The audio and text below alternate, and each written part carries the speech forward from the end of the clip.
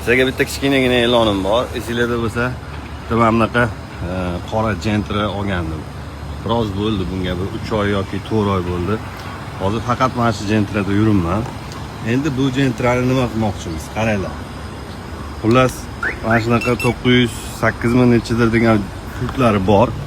Mashinani xullas sotmoqchiman. Mashina idealniy holatda, kraskasi 100% toza, polni keramika bo'lgan, yangi balonlar qo'yilgan. Mana ko'rishingiz mumkin. Amerikanka optira qilingan, orqasiga optira taqilgan, lyuklari bor. Xullas, avtomat korobka, propan gazi bor и полный shumka bo'lgan. Xullas, mashina sotiladi.